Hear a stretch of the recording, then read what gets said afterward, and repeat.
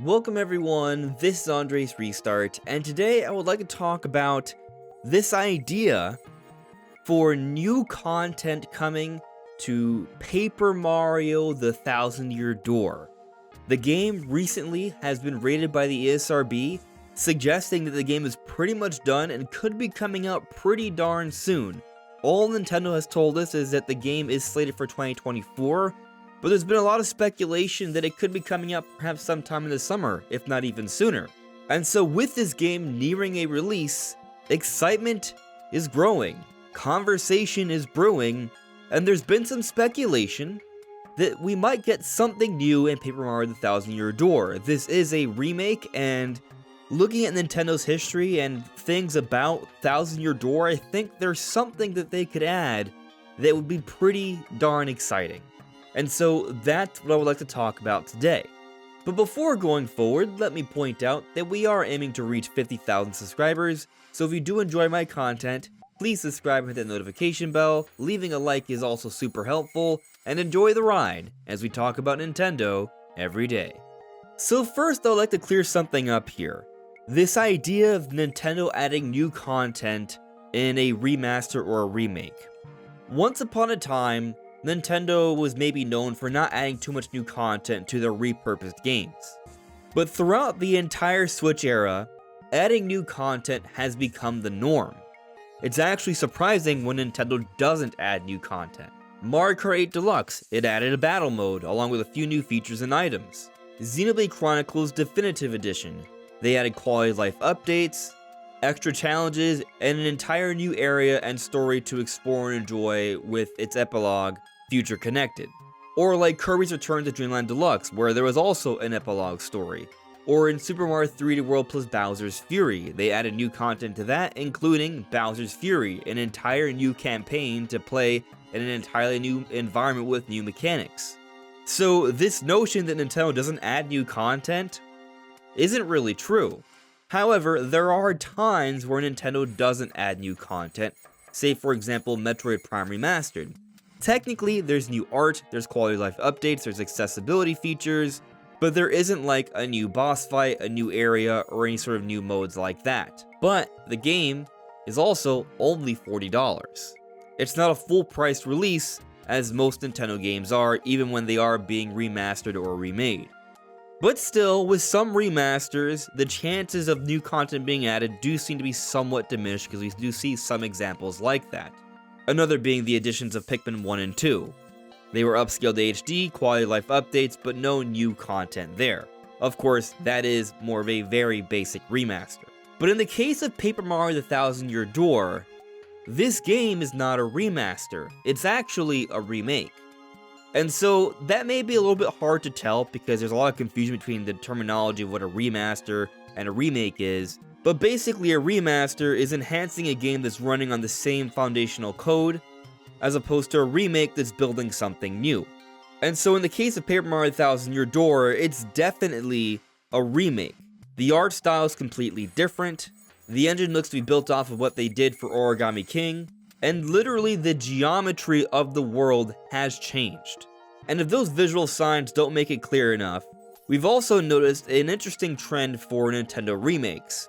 When it's some type of a remaster, we'll see them call it Remastered, Definitive Edition, Deluxe. But when it's remade, they don't say remake. They just put the title of the game. So some other examples: The Legend of Zelda Link's Awakening, Super Mario RPG, Mario vs. Donkey Kong. And what's interesting about those other remakes, they all have new content. Link's Awakening has a dungeon maker. Mario RPG has new gameplay mechanics and more post-game content.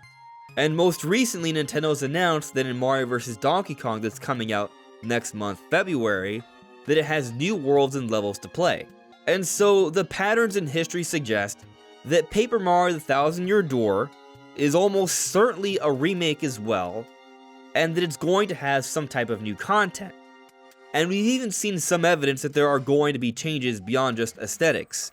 I've mentioned earlier how the geometry is already slightly different, and while this is evidence of massive visual changes to the game, the geometry is so different that the level layouts are slightly changed as well.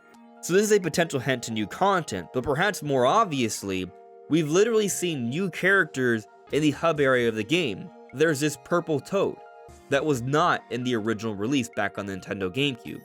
And so, not only do we have patterns in history, but literal evidence of there already being changes in Thousand Year Door from a content perspective. So it's very likely we're going to see at least some subtle changes. But what's interesting here, if we're seeing actual new characters, that suggests more than a few quality of life updates and maybe some mechanic changes and maybe even some post-game stuff, but perhaps new areas to explore and more story. And to me, that's the most exciting form of new content. When I think back to Bowser's Fury or Future Connected, where Nintendo gave us literally new areas with new mechanics and story to enjoy for these repurposed games, that's the biggest deal. And so in the case of Paper Mario The Thousand Year Door, could Nintendo do something like this? I think there's a pretty good chance. And something that people have been talking about lately is the possibility of perhaps Luigi playing a larger role in Thousand Year Door. I imagine some of this conversation has developed from this recent rumor from this possible leaker, Tommy Bear Knows, and I actually talked about this in a video a few days ago. But since then, some things have been brought to my attention that now lead me to believe that we shouldn't really take this information seriously. I mean, it's a rumor to begin with, so definitely take it with a grain of salt. But my point is here, I just think it's a very good prediction. I can't say for certain if this person knows anything or not, we shall see. But regardless, this idea of new content about Luigi in Thousand Year Door Remake is not new. Other people, myself included along with Brandon, were already speculating on this idea when we initially got the trailer for Paper Mario The Thousand Year Door Remake. Let me explain this idea and why it makes a lot of sense. So, Luigi, in Thousand Year Door, you can go to the hub area of the game, throughout the game, and talk to him, and he will tell you of his exploits of his own mission as you progress throughout the game. And so he speaks on his adventures in the Waffle Kingdom in his efforts to save Princess Eclair. And so it's a really funny side event that you can enjoy in the original release, but it's just text. What if this is something that was made into a playable section of the game? There's a few different ways they could handle this. One way would be to just make it a side mode, very much in the way Nintendo has done it for Bowser's Fury and Future Connected. You just pick it from the main menu. Another alternative would perhaps to add even more intermission stories. So whenever you beat a chapter in Thousand Year Door, you get to experience a somewhat playable intermission having to do with either Peach or Bowser. And so these are fun little diversions from the main game where you can see the perspectives of these characters. And so I'll even say that they may even add a little bit more to these intermissions in the remake, which would be another great way to add some new content, which they may have been hinting at when they showed off the Peach intermission at the end of the first trailer. But what if they were to add a third set of intermissions that have to do with Luigi? That's another possibility, but I wonder how that might affect the overall pace and flow of the game. And so what I think makes the most sense is kind of leave things how they are, where you can just go to the hub area of the game, talk to Luigi, and instead of just hearing the text, talking to Luigi gives you the opportunity to play through that campaign. It would be very much in the same way they handled the extra Olimar missions you can do in Pikmin 4. So in Pikmin 4, you can talk to Olimar, and he tells you of his exploits in the past, but him telling you is literally you playing as Olimar in the past. And so Luigi telling you of his exploits in the Waffle Kingdom could be literally you playing different smaller chapters of this side mode of the game. And so I think that would be a really fun, seamless way to integrate more content into Thousand Year Door. And what makes this just a tiny little bit more plausible, I don't know if Nintendo would actually pull this card, but they technically could, is the 40th anniversary of Luigi. So technically, if we go back 10 years ago, we were still enjoying the Year of Luigi, and it was to celebrate Luigi's 30th anniversary. It started in the beginning of 2013, with a Nintendo Direct that announced a few different Luigi things, like Mario and Luigi Dream Team, new Super Luigi U, DLC for Mario Bros. U, and also more info on Luigi's Mansion Dark Moon.